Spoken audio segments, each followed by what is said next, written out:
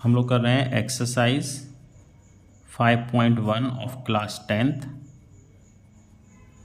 और ये question number है 1 का क्वेश्चन नंबर 4th, सब क्वेश्चन इज 4th.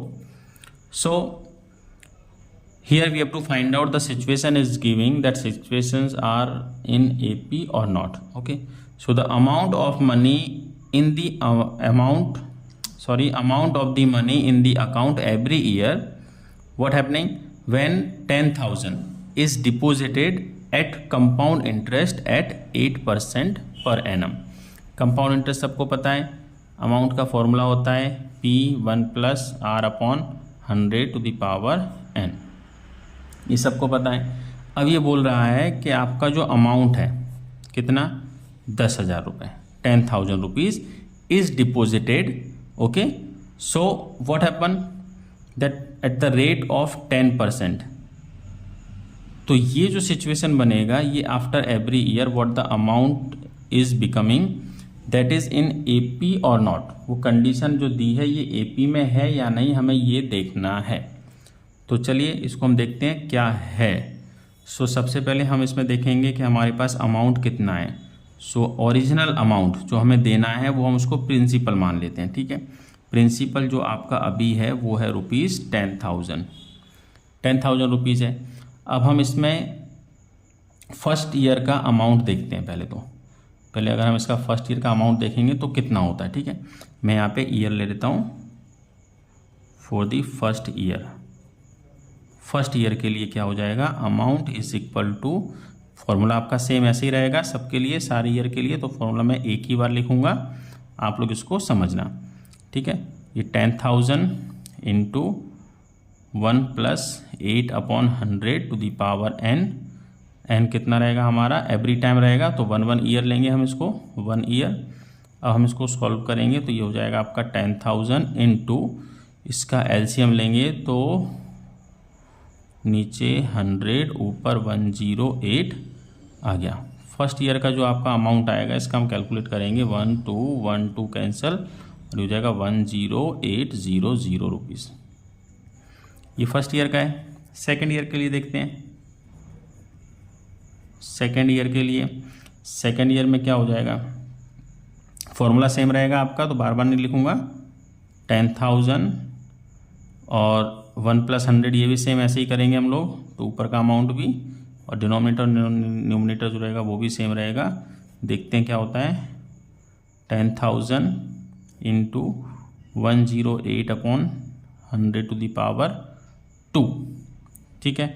अब इसका जो अमाउंट आएगा निकल के, आप इसका कैलकुलेशन करना, मैंने कैलकुलेशन किया हुआ है, ये 11,664 आएगा.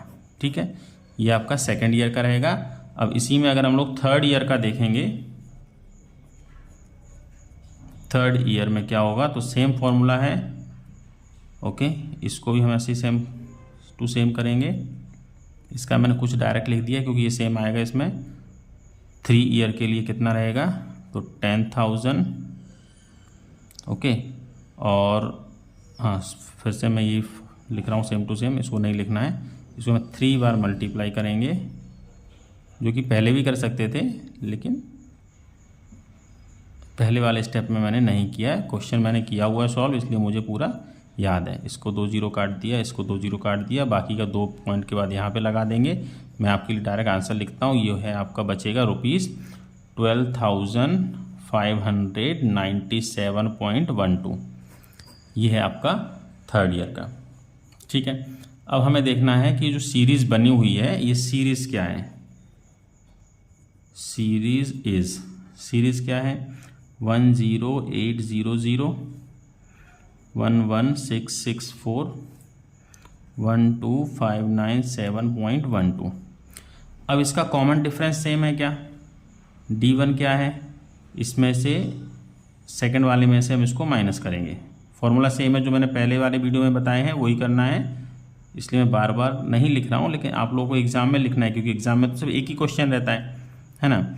इसको माइनस करके बताओ कितना आंसर आ रहा है. इसको माइनस करेंगे तो इसका आंसर आपका आ रहा है 864. ठीक है, नेक्स्ट आपका D2 निकालेंगे, 12,597.12 माइनस ये करेंगे 11,664 को, तो यहाँ पे जो आपका आंसर आ रहा है ये आ रहा है 933.12।